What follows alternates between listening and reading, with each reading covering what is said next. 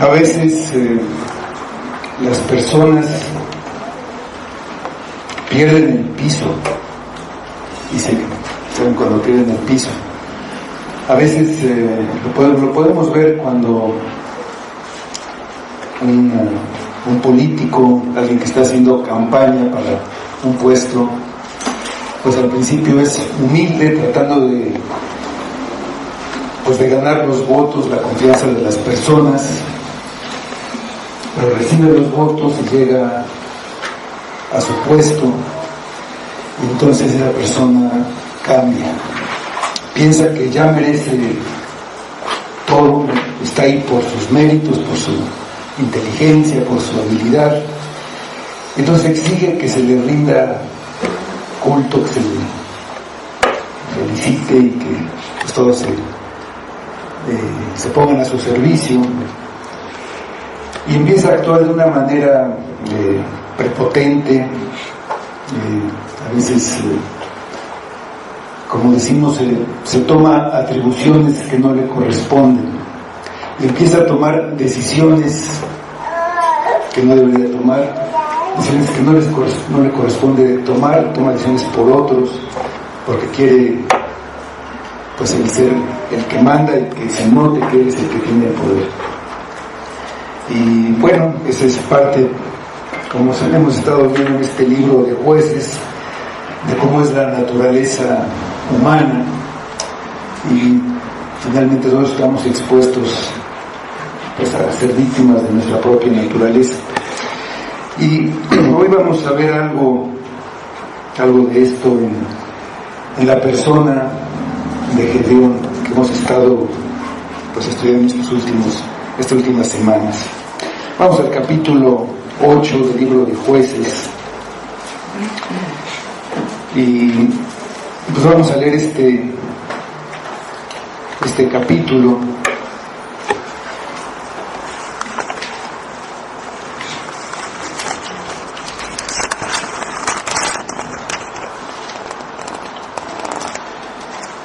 Nada más para recordar de dónde venimos, cómo viene el relato.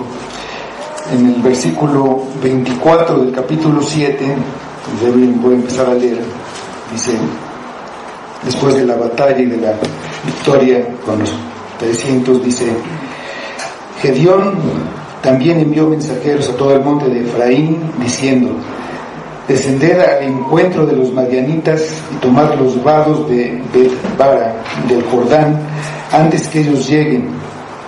Y juntos todos los hombres de Efraín tomaron los vados de Bet-bara y del Jordán, y tomaron a dos príncipes de los madianitas, Oreb y Zeeb, y mataron a Oreb en la peña de Oreb, y a Zeeb lo mataron en el lagar de Zeeb.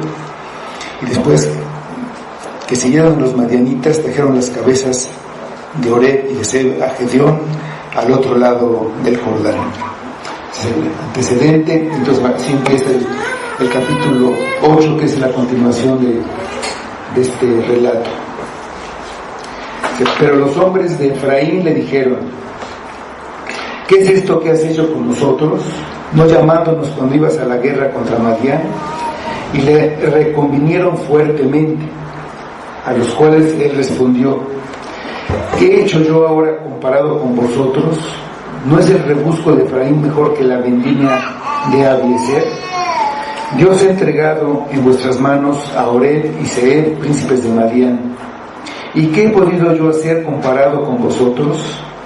Entonces el enojo de ellos contra él se aplacó.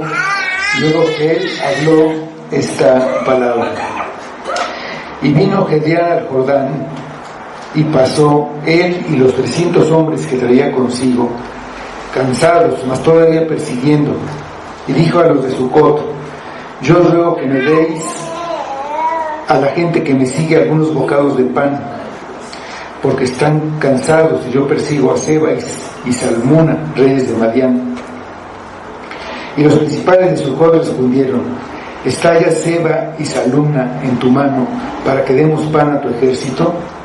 Y Gedeón dijo: cuando Jehová haya entregado en mi mano a Seba y a Salmuna, yo trillaré vuestra carne con espinos y abrojos del desierto, De allí subió a Peniel y les dijo las mismas palabras, y los de Peniel le respondieron como había respondido a los de Sucot. Y él habló también a los de Peniel diciendo: cuando yo vuelva en paz, derribaré esta torre. Y Seba y Salmún estaban en Carcor, y con ellos su ejército como de 15,000 hombres, todos los que habían quedado de todo el ejército de los hijos del oriente, pues habían caído 120,000 hombres que sacaban espada. Subiendo pues Gedeón por el camino de los que habitaban en tiendas al oriente de Nova y de Gobjea, atacó el campamento porque el ejército no estaba en guardia. Y huyendo Seba y Salmuna, él los siguió y prendió a los dos reyes de Madián, Seba y Salmuna, y llenó de espanto a todo el ejército. Entonces Gedeón, hijo de Joás, volvió de la batalla antes de que el sol subiese, y tomó a un joven de los hombres de Sucot y le preguntó, y él le dio por escrito los nombres de los principales y de los ancianos de Sucot, 77 varones. Y entrando a los hombres de Sucot dijo: he aquí a Seba y a Salmún, acerca de los cuales besareíste, diciendo: están ya en tu mano Seba y Salmún, para que demos nosotros pan a tus hombres cansados.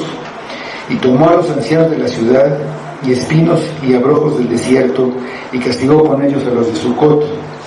Asimismo derribó la torre de Peniel, y mató a los de la ciudad. Luego dijo a Seba y a Salmún: ¿qué aspecto tenían aquellos hombres que mataste en Tabor? Y ellos respondieron: como tú, así eran ellos, cada uno parecía hijo de rey. Y él dijo: mis hermanos eran hijos de mi madre.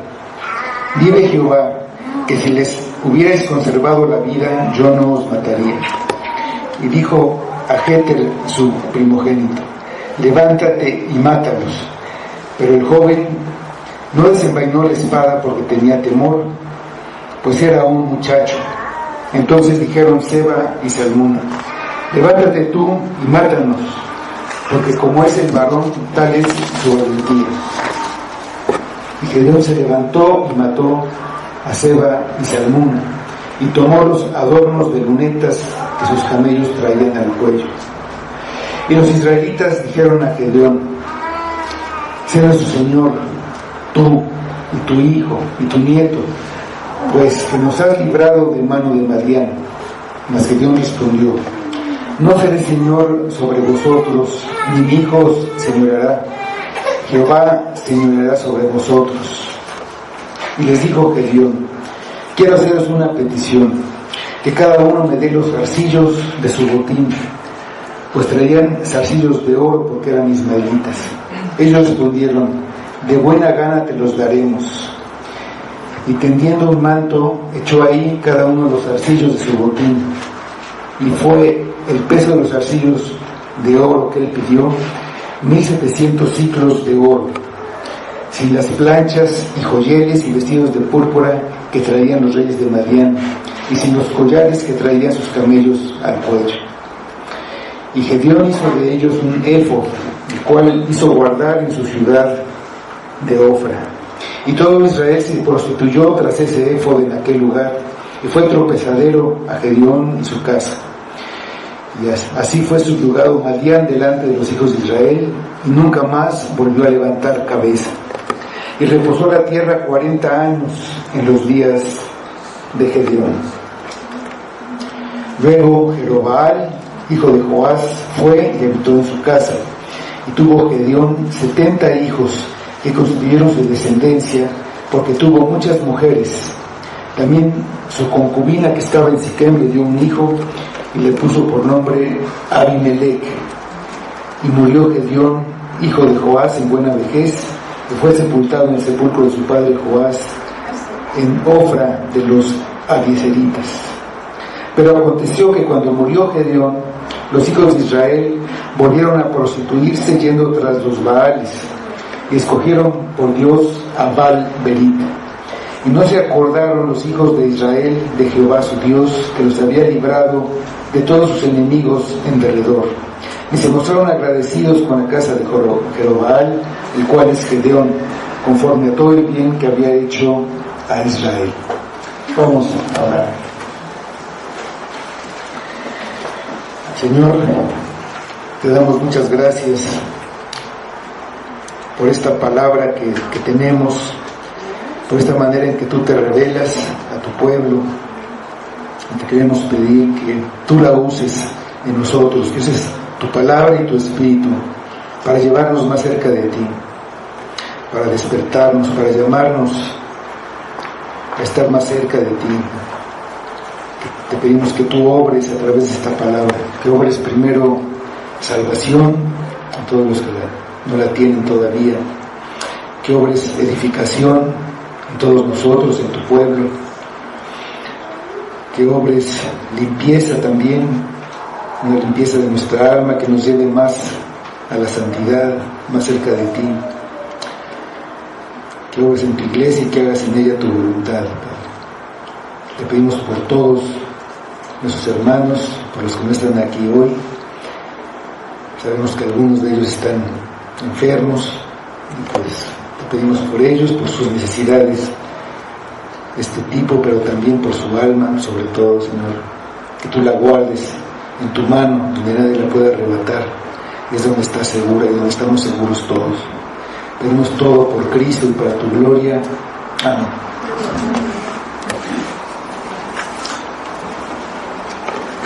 Bueno, quiero dar la bienvenida a personas que están aquí por primera vez. Aquí una pariente de Carlos, Ana María, bienvenida. Y también quiero dar la bienvenida a unos viejos amigos, conocidos, Elías y su familia, que están aquí con nosotros. Él es graduado del seminario Palabras de Gracia, entre otras gracias que tiene, ingeniero, y muy buen amigo de muchos años. Bueno, pues vamos a regresar aquí a nuestro estudio de libro de Jueces. Veíamos que Dios había librado a su pueblo de una manera extraordinaria por medio de Gedeón, el libertador que él llamó, con un grupo de solo 300 soldados que venían armados con cántaros y con antorchas, trompetas, y que causaron un pánico en medio de la noche, en medio del ejército de 135,000 hombres, y que la confusión causada por el sonido de las trompetas en su campamento, las antorchas y los gritos, se mataron entre sí y los que quedaron huyeron. La forma tan impresionante de esta improbable victoria no dejaba lugar de que era una obra de Dios, no era obra del ejército israelita ni de Gedeón, era una obra de Dios, una victoria de él. Si lo que quedó del ejército enemigo huyó, pues trataron de escapar hacia sus lugares de origen, y se juntaron las tribus de Naftalí, Aser y Manasés para perseguirlos. Y Gedeón envió mensajeros a todo el territorio de la tribu de Efraín para que les cortaran el paso antes de que escaparan. Y ellos así lo hicieron. Mataron a 2, dice, príncipes, pero eran jefes generales o principales del ejército, y llevaron las cabezas a Gedeón, a donde él estaba al otro lado del Jordán. Y así vamos al versículo 1 de nuestro pasaje, que dice: pero los hombres de Efraín le dijeron: ¿qué es esto que has hecho con nosotros, no llamándonos cuando ibas a la guerra contra Madián? Y le reconvinieron fuertemente. Efraín era una de las tribus más fuertes de Israel. Ellos creían ser mejores que las demás tribus.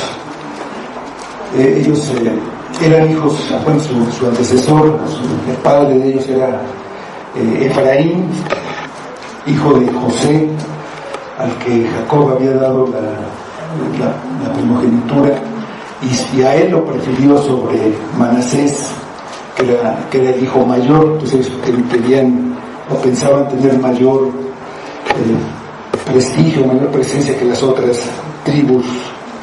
De esta tribu era Josué, y en el territorio de esa tribu estaba el tabernáculo en ese entonces en la ciudad de Silo. O sea, había una amenaza para la unidad de las tribus, para la unidad de Israel, por esta rivalidad entre las tribus. Y le reclamaron a Gedeón fuertemente, ¿por qué no los llamó antes?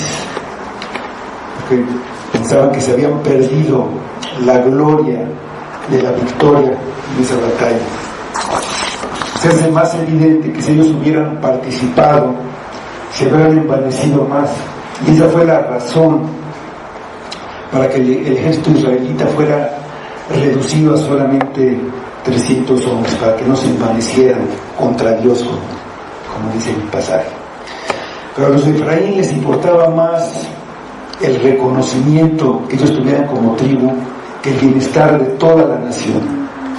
Tenían celos de un hombre pobre, de la tribu de Manasés, y no lo hubieran querido, no lo hubieran aceptado nunca como libertador, como el juez.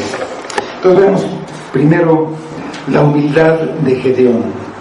En los versículos 2 y 3, esta respuesta a lo que le dijeron los de la tribu de Efraín. Dice, a los cuales él respondió, ¿qué he hecho yo ahora comparado con vosotros? ¿No es el rebusco de Efraín mejor que la vendimia de Abiezer? Yo os he entregado en vuestras manos a Oreb y Zeeb, príncipes de Madián. ¿Y qué he podido yo hacer comparado con vosotros? Entonces el enojo de ellos contra él se aplacó, luego que habló esta palabra. A los fuertes reclamos que le hicieron los de la tribu de Efraín, aparentemente Gedeón respondió con humildad y también con sabiduría. Por un lado, la guerra todavía no terminaba y era necesario acabar con el enemigo antes de que se reagruparan y volvieran a tomar fuerzas. En vez de defenderse, él minimizó lo que había hecho y alabó lo que había hecho Efraín. Así les da la gloria y el reconocimiento que ellos querían. Finalmente, aunque hubiera sido para que su tribu fuera reconocida, o por gloria, o por cualquier otro motivos equivocados, de todos modos esta tribu de Efraín se pusieron del lado de la causa de Jehová y fueron y pelearon contra los madianitas, matando a sus jefes. Lo que Gedeón les dijo que es en el rebusco, que es la segunda cosecha de la uva, cuando ya se recogió todo lo que se vuelve a buscar, que en eso ellos habían logrado más de lo que él, que era de la familia de Abiezer, había logrado con todo lo que había hecho, que él no había hecho nada. Entonces así, con esa suave respuesta, pues calma el enojo de los Efraín. Como dice el libro de Proverbios 15:12, dice, la blanda respuesta quita la ira, mas la palabra áspera hace subir el furor. La lengua de los sabios adornará la sabiduría, mas la boca de los necios hablará sandeces. Después de que calmó a estos de Efraín enojados, vamos a los versículos 4 a 6, y dice, y vino Gedeón al Jordán, y pasó él y los 300 hombres que traía consigo, cansados, mas todavía persiguiendo, y dijo a los de Sucot, yo os ruego que deis a la gente que me sigue algunos bocados de pan, porque están cansados. Yo persigo a Seba y Salmuna, reyes de Madián. Y los principales de Sucot respondieron, ¿están ya Seba y Salmuna en tu mano para que demos pan a tu ejército? Los 300 con los que iba Gedeón, pues evidentemente estaban cansados, como recordarán, fue a medianoche cuando ellos atacaron el campamento de los madianitas, y pues estaban después de esto pues cansados y perseguían a los que habían escapado. Ellos estaban firmes para conseguir la liberación de Israel. O sea, agotados llegaron a esta ciudad de Sucot, que está del otro lado del Jordán, hacia donde habían huido sus enemigos, y Gedeón pidió alimento para poder seguir con la persecución. Los de la ciudad se negaron a ayudarlos. Igual, de manera parecida que los de Efraín mostraron una falta de gratitud hacia quien los había librado, al que había hecho huir a sus enemigos que los invadían. Pero ellos dudaron que pudiera Gedeón completar la victoria. Dice: si no los han atrapado, no los ayudaremos. No tenían ellos fe en Jehová ni en el libertador que él había enviado, a pesar de que ya habían visto una victoria excepcional en el valle de Jezreel. Tenían más miedo a los madianitas que a Gedeón.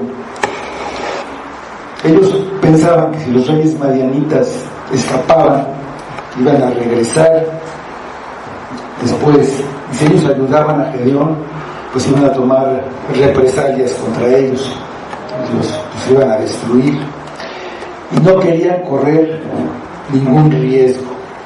Querían estar seguros de estar del lado ganador. Solo ayudarían cuando la batalla estuviera totalmente ganada, seguro. Es como el que quiere estar bien con todos, pero no se puede estar bien en una guerra. Siempre tenemos que tomar partido. Estaban de parte del pueblo de Dios o en contra, y así es siempre. Estamos de un lado o del otro. Dice Santiago en su epístola, capítulo 4, versículo 4, dice: oh almas adúlteras, ¿no sabéis que la amistad del mundo es enemistad contra Dios? Cualquiera pues que quiere ser amigo del mundo se constituye enemigo de Dios. Hay quienes no quieren identificarse como cristianos ante el mundo porque esperan recibir lo que el mundo puede ofrecerles, o por lo menos quieren no tener al mundo como enemigo, y así prefieren no tener un compromiso con Cristo hasta que lo vean triunfante sobre todos sus enemigos. Pero entonces ya será demasiado tarde, ya no podrán pasarse al lado ganador. Después pues de este dicho, de esta respuesta que les dieron los de Sucot, viene una amenaza de Gedeón, versículos 7 a 9. Y Gedeón dijo: cuando Jehová haya entregado en mi mano a Seba y a Salmuna, yo trillaré vuestra carne con espinas y abrojos del desierto. De allí subió a Peniel y les dijo las mismas palabras. Y los de Peniel le respondieron como habían respondido los de Sucot. Y él habló también a los de Peniel diciendo: cuando yo vuelva en paz, derribaré esta torre. A diferencia de cómo respondió a los de Efraín, y contesta con dureza. Los de estas ciudades no quisieron ni siquiera apoyar a los libertadores, mucho menos ir a pelear contra el enemigo. Pero no se puede ser indiferente ante la causa de Dios. no hay nada que los justifique. ¿Estamos con Cristo o estamos en su contra? Como decíamos la vez pasada, siempre hay una batalla adelante para el creyente. Si no peleamos al lado de Gedeón, de todos modos somos enemigos de Madián y vendrá a saquearnos. Dice Cristo, dice en Mateo 12:30, el que no es conmigo, contra mí es, y el que conmigo no recoge, desparrama. Desde esta respuesta de Gedeón, sin embargo, hay algo de soberbia. Muy pronto se olvidó de que su victoria, con solo 300 hombres, no era suya, sino de Dios.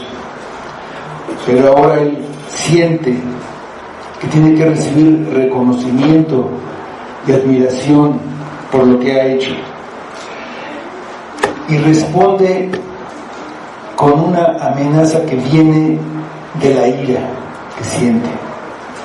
Una respuesta que viene del enojo.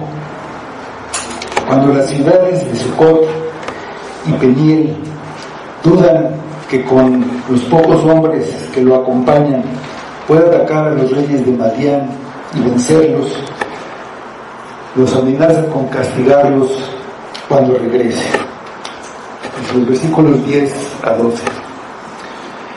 Y Seba y Salmuna estaban en Carcor, y con ellos su ejército como de 15,000 hombres, todos los que habían quedado de todo el ejército de los hijos del oriente, pues habían caído 120,000 hombres que sacaban espada. Subiendo pues Gedeón por el camino de los que habitaban en tiendas al oriente de Noba y de Jogea, atacó el campamento porque el ejército no estaba en guardia. Y huyendo Seba y Salmuna, él los siguió y prendió a los dos reyes de Madián, Seba y Salmuna, y llenó de espanto a todo el ejército. Con sus hombres cansados y hambrientos siguió la persecución y atacó el campamento enemigo, que todavía tenía 15,000 soldados, que con todo eran pues muchos en comparación con los de Gedeón. Eran 50 madianitas por cada israelita. Pero este ejército todavía estaba desconcertado, estaba desmoralizado también, y él los atacó de una manera sorpresiva. Los reyes huyeron, pero Gedeón los apresó, y el ejército madianita quedó destruido y aterrorizado. Otra vez el pánico es parte esencial de la estrategia y de la victoria de Gedeón. Pero esta vez no se le atribuye a Jehová como en la primera vez que él dice que él puso la espada de cada uno contra su compañero. Aquí es más bien por la determinación de Gedeón, por su estrategia de atacar el campamento de una manera pues cuando no lo esperaban, a pesar del cansancio y del hambre, por su valentía, por todo su tesón. Pues él los apresa en la venganza de Gedeón. Versículos 13 a 17.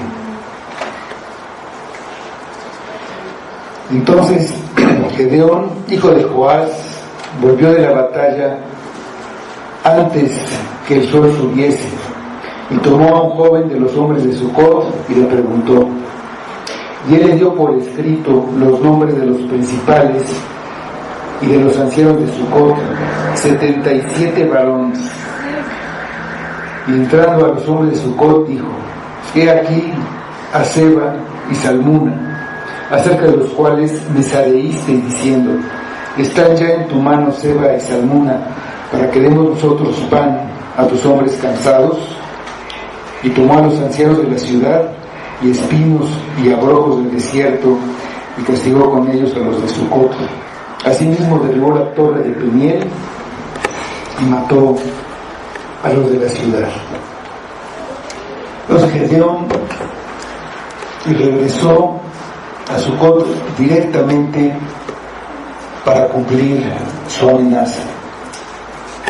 Capturó a uno de sus compatriotas y obtuvo de él los nombres de los principales, de los ancianos de la ciudad, y llevando en su mano a los reyes de Madián, pues les reclama que lo hayan humillado al preguntarles si ya estaban en su mano estos reyes. Dijeron que no los había capturado y que por eso no le iban a ayudar. Aquí están ya en mi mano. Y los castigó con espinos y abrojos, tal como había dicho. Después de esto fue a la otra ciudad, fue a Peniel, y ahí no solo derribó la torre, como había dicho, también mató a los de la ciudad, y mostró pues un exceso de sus compatriotas, y mostró gran crueldad, y pues eran parte del pueblo que él había sido llamado a libertar. No tuvo ni paciencia ni aprecio por ellos. Fíjense los versículos 18 a 21. Luego dijo a Seba y Salmuna: ¿qué aspecto tenían aquellos hombres que matasteis en Tabor? Y ellos respondieron: como tú, así eran ellos. Cada uno parecía hijo de rey. Y él dijo: mis hermanos eran hijos de mi madre. Vive Jehová, que si les hubieras conservado la vida, yo no os mataría. Y dijo a Jeter, su primogénito: levántate y mátalos. Pero el joven no desenvainó su espada porque tenía temor, pues era aún muchacho. Entonces dijeron Seba y Salmún: levántate tú y mátanos, porque como es el varón, tal es su valentía. Y Gedeón se levantó y mató a Seba y Salmuna, y tomó los adornos de lunetas que sus camellos traían al cuello. Así nos damos cuenta de las motivaciones de Gedeón. Los reyes madianitas habían matado a sus hermanos en una invasión anterior. Su padre tenía varias esposas, como era costumbre en aquella época, y a los que mataron estos reyes eran hermanos, no eran medios hermanos, sino eran hijos de su madre. El padre y madre eran sus hermanos completos, ¿no?, por así decirlo. Entonces la persecución tan tenaz no había sido para liberar al pueblo, para terminar con esa obra de liberación para la que había sido llamada, sino que fue más bien motivada por una venganza personal. Esto que había hecho era por el honor de su familia. Ahí lo vemos que dice: si les hubierais conservado la vida, no os mataría. Pero Gedeón quiere venganza, quiere matar a los reyes, que queden humillados. Entonces pues los manda a su hijo, un muchacho, para que los mate. Para un guerrero, la forma en que muere es muy importante. Es un deshonor en cierta manera ser muerto por un joven. Recordamos que el rey Saúl no quería ser muerto por los filisteos, y es su escudero que lo mata, pero finalmente él él se suicida. Pero ahí más adelante, con el hijo precisamente de Gedeón, con Abimelech, en el capítulo 9, al final del capítulo, versículos 53 y 54, pasa algo parecido. Ahí vamos a leer estos versículos. Dice: mas una mujer dejó caer un pedazo de una rueda de molino sobre la cabeza de Abimelech y le rompió el cráneo. Entonces llamó apresuradamente a su escudero y le dijo: saca tu espada y mátame, para que no se diga de mí, una mujer lo mató. Y su escudero le atravesó y murió. Aquí finalmente pues su hijo no los mata, y Gedeón es el que los mata finalmente. Con esto son derrotados los madianitas de una manera definitiva. Dice más adelante que ya nunca volvieron a levantar cabeza.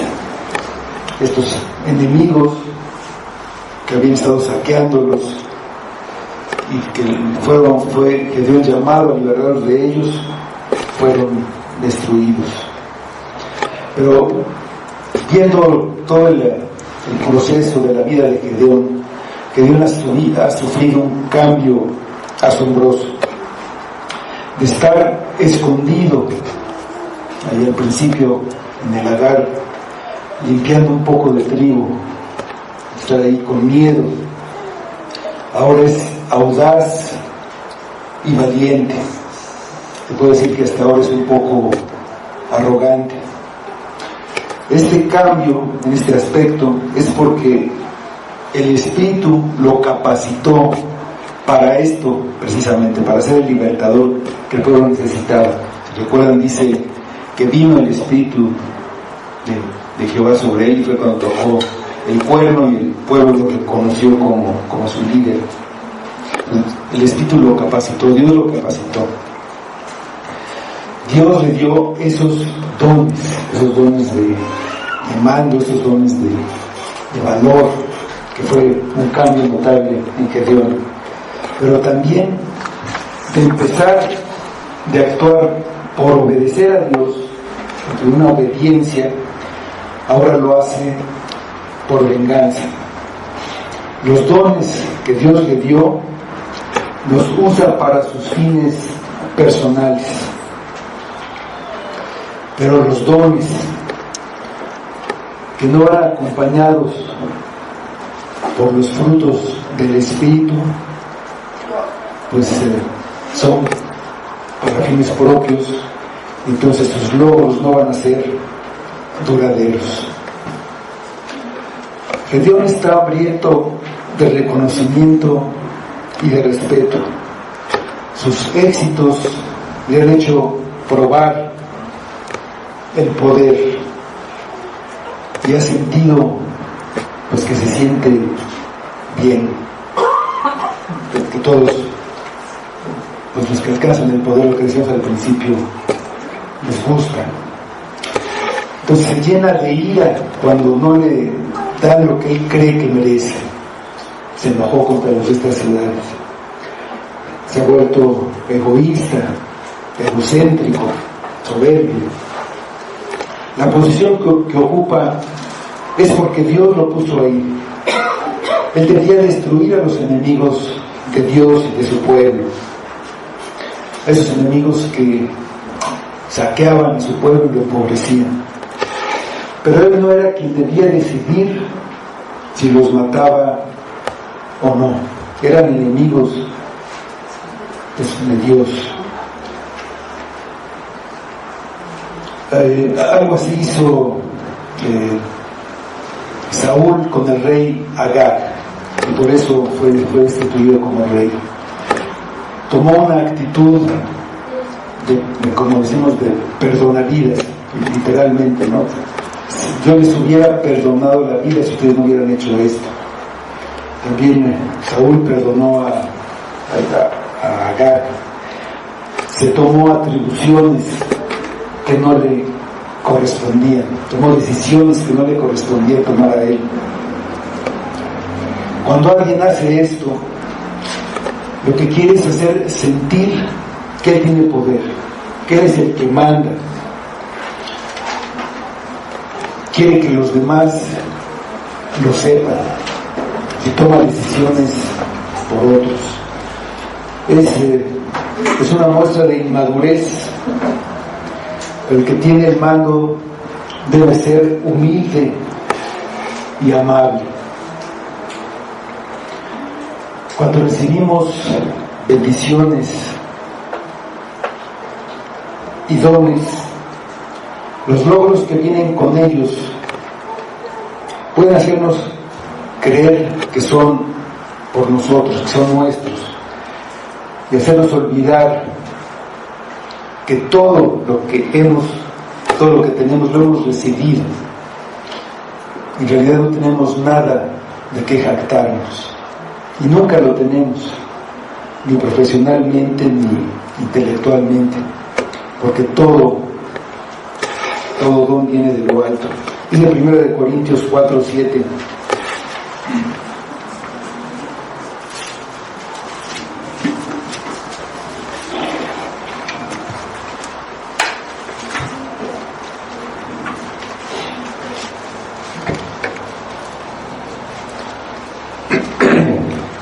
En 1 Corintios 4:7.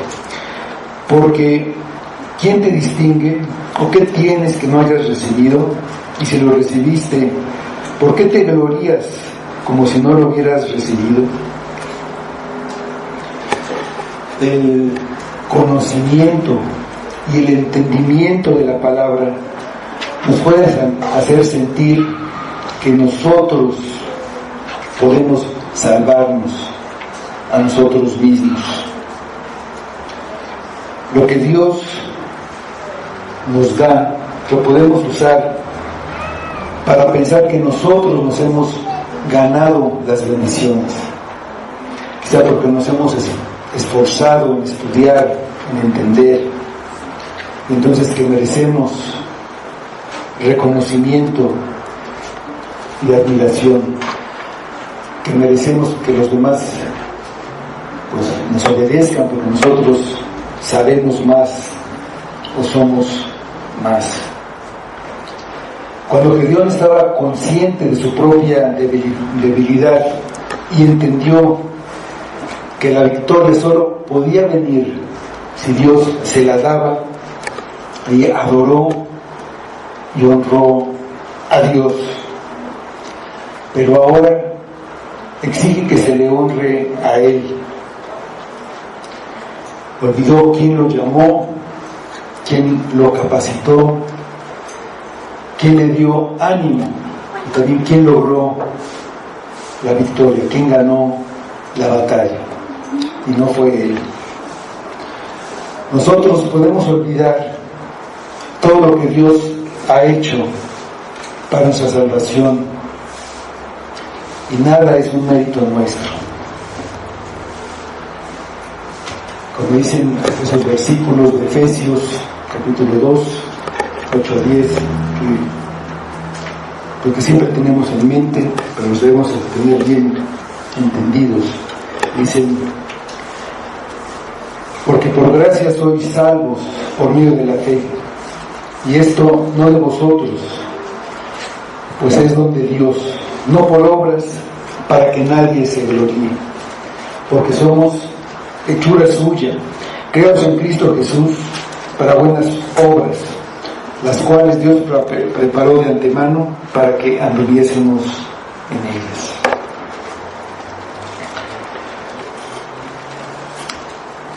Entonces, regresando a nuestro pasaje en Jueces, los versículos 22 y 23, dicen: y los israelitas dijeron a Gedeón: sea nuestro Señor tú y tu hijo y tu nieto, pues que nos has librado de mano de Madián. Mas Gedeón respondió: no seré señor sobre vosotros, ni mi hijo señoreará, Jehová señoreará sobre vosotros. El pueblo de Israel también olvidó quién es el verdadero libertador, el que envió a Gedeón. Le dicen a Gedeón: tú debes ser el rey sobre nosotros porque tú venciste a Madián. Todo el mérito se lo atribuyen a él, a Gedeón. Pero en el fondo ellos no aceptan que Dios los gobierne como lo ha venido haciendo. Ellos claman a Dios y Dios manda a un juez para librar al pueblo, y manda a este juez para llevar al pueblo otra vez de regreso al gobierno bajo su rey verdadero, bajo el gobierno divino.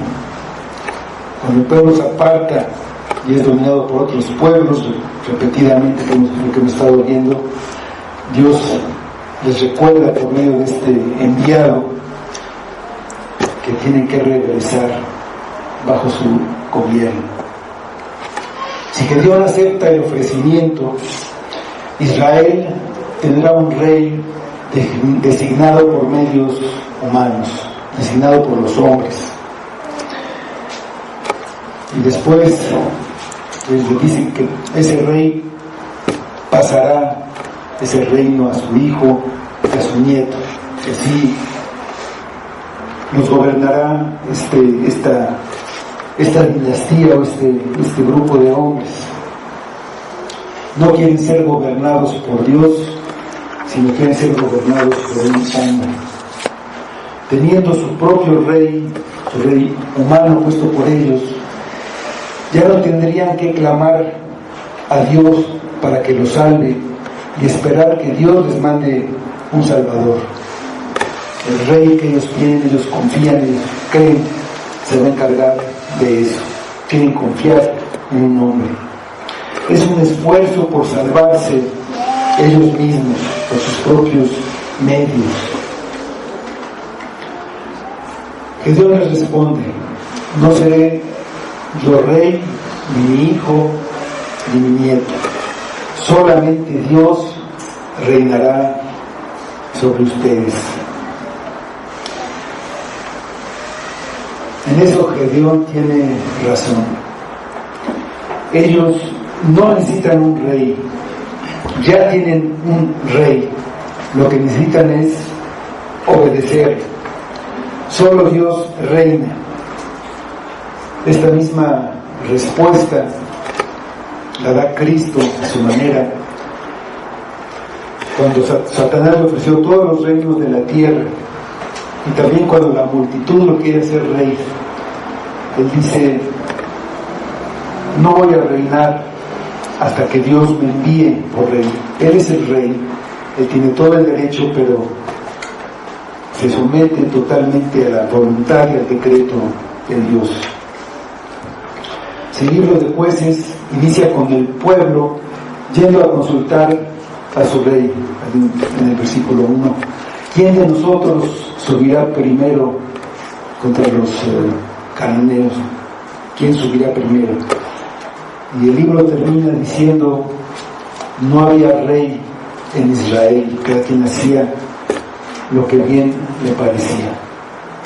El rey había, lo que no había era un conocimiento ni reconocimiento a este rey.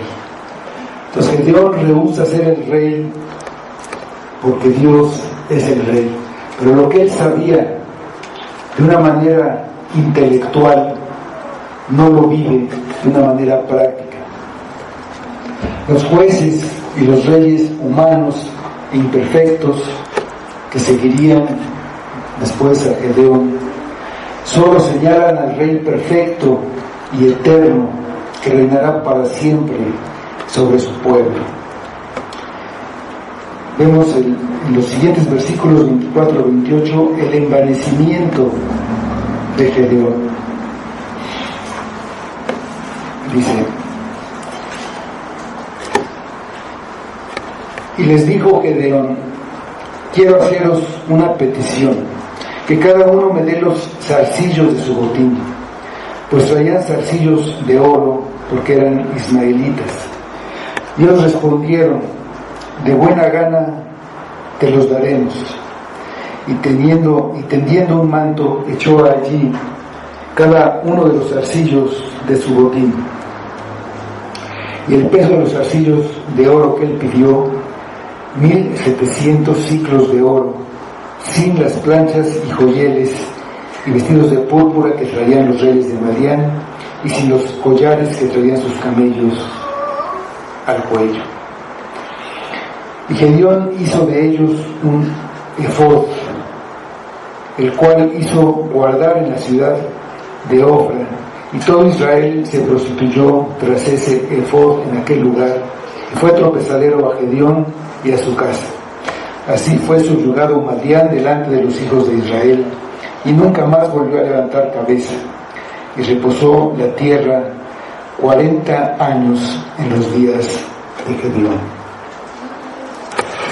Pues Gedeón acaba de decir que él no va a ser rey sobre el pueblo de Israel, pero en los hechos empieza a contradecir lo que acaba de decir.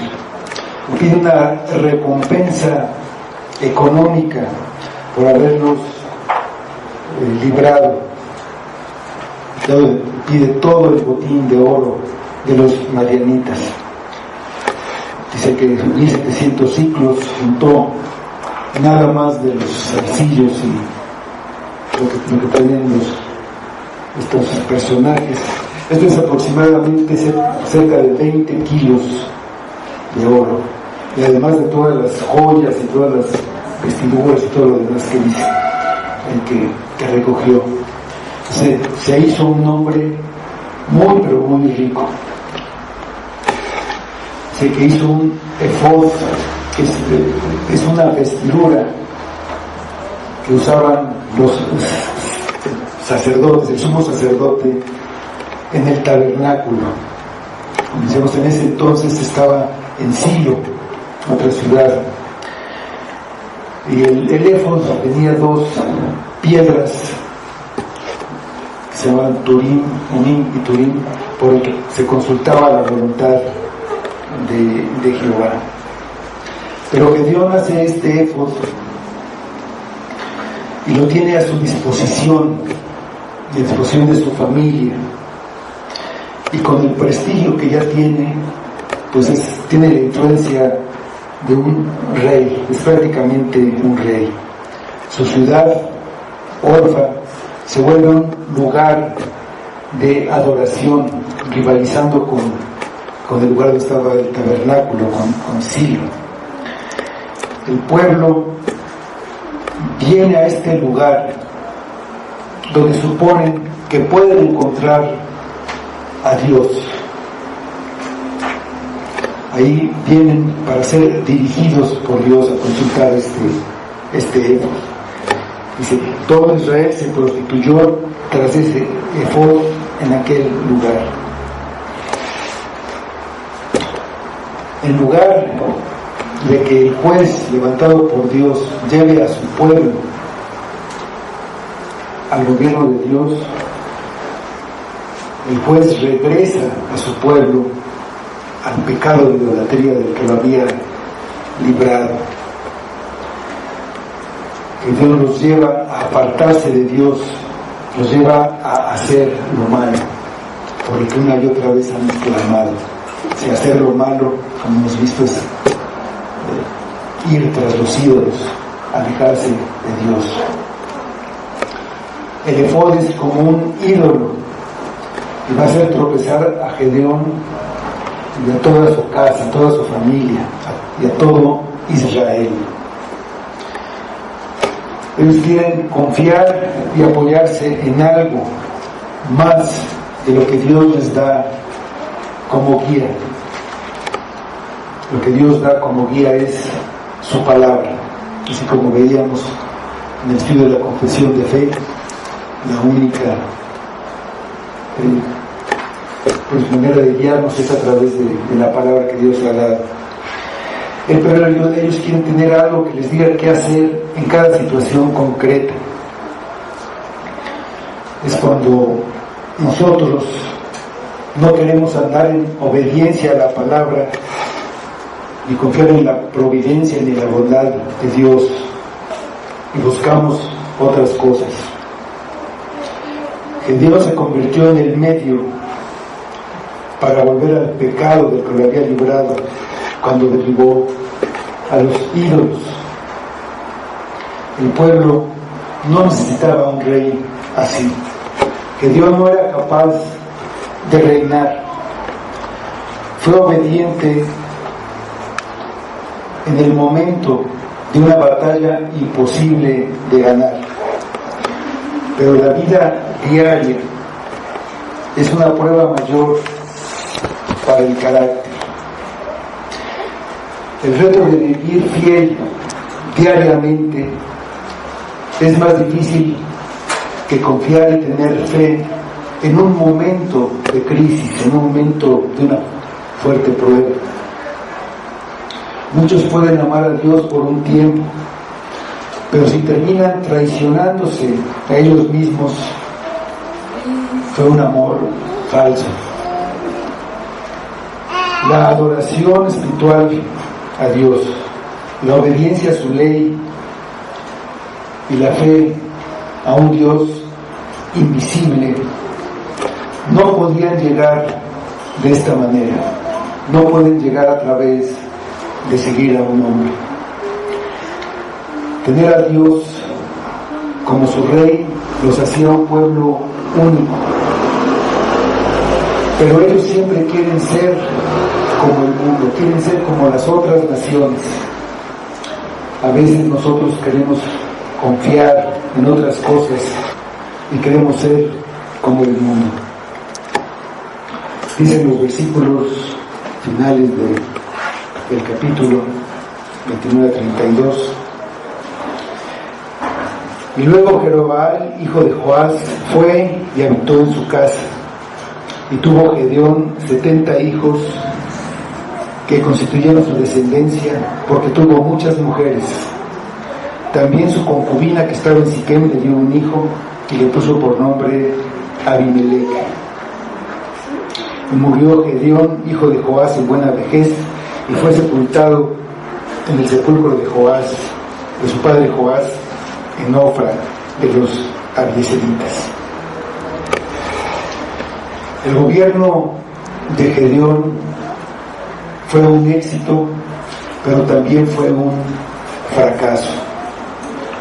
Gedeón se envaneció y vivió como un rey, haciendo ostentación de su riqueza, con muchas mujeres, lo que refleja no solamente su lujuria, sino también su vanidad, porque de una manera está diciendo: miren cuántas esposas y cuántos hijos puedo sostener. Pero las familias así son fuentes de conflicto y que tarde o temprano pues afectan a toda la familia. Vemos con Abraham y sus mujeres y sus descendencias, que son parte de lo que está pasando aquí con los israelitas, con Jacob, sus esposas y sus 12 hijos, y después con David. Después estas familias pues tienen conflictos, causan siempre dificultades, y la familia de Gedeón no va a ser la excepción, como vamos a ver más adelante. La conducta del pueblo al pedirle a Gedeón que reine y seguirlo cuando él hace cosas equivocadas muestra lo lejano que está el pueblo de la verdadera obediencia a Dios, muestra su verdadero corazón. Están muy alejados de los propósitos de Dios. Y no es por medio de hombres que Dios lleva a las alturas de la comunión con Él, sino porque descendió a nosotros en Cristo. Ahora el Espíritu nos eleva en fe y oración y tener puesta la mira en las cosas de arriba. Dicen los versículos 33 a 35. Pero aconteció que cuando murió Gedeón, los hijos de Israel volvieron a prostituirse yendo tras los Baales y escogieron por Dios a Baal Berit.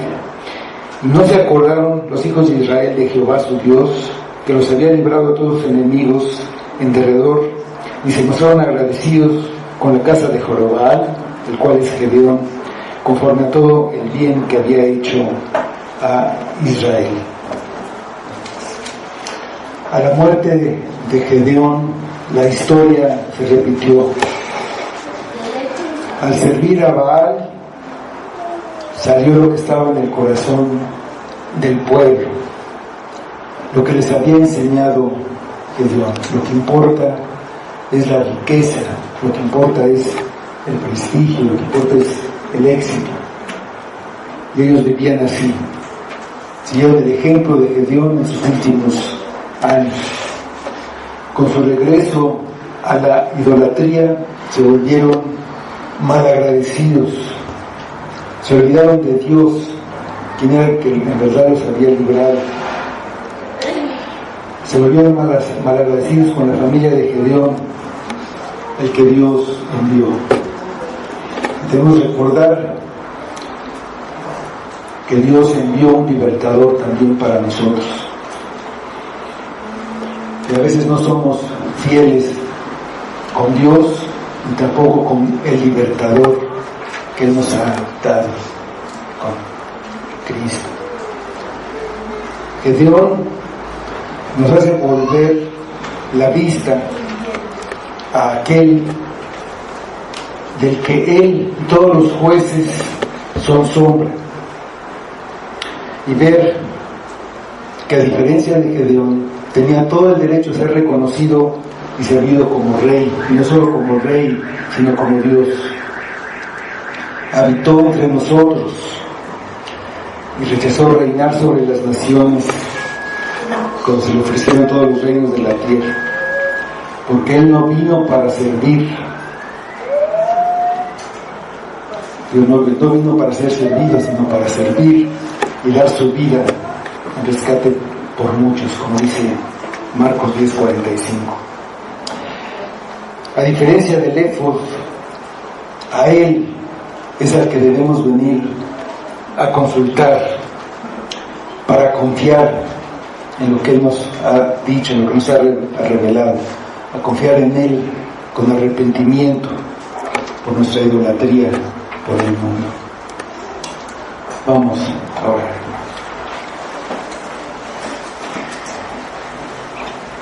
Señor, nuevamente te damos gracias por tu palabra.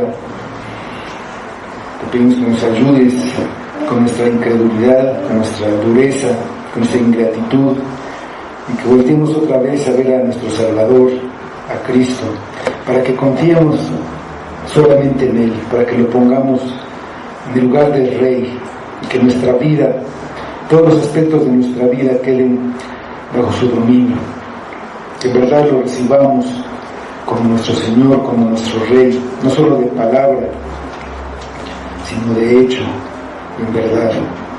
Que tú hagas en nosotros esa humildad que necesitamos. No hay ningún mérito en nosotros. Todo lo hizo nuestro Salvador. Que estemos entonces confiando en Él. Que obres tú en nosotros, porque sin esa obra pues no podemos tampoco ni siquiera reconocer a nuestro Salvador. Ayúdanos en nuestra debilidad, ayúdanos en esta semana que empezamos hoy a vivirla completamente bajo el reinado de nuestro Rey. Obra en nosotros, obra en la iglesia, obra en el mundo para que tu reino venga, Padre. Pedimos todo para tu gloria, por Cristo. Amén.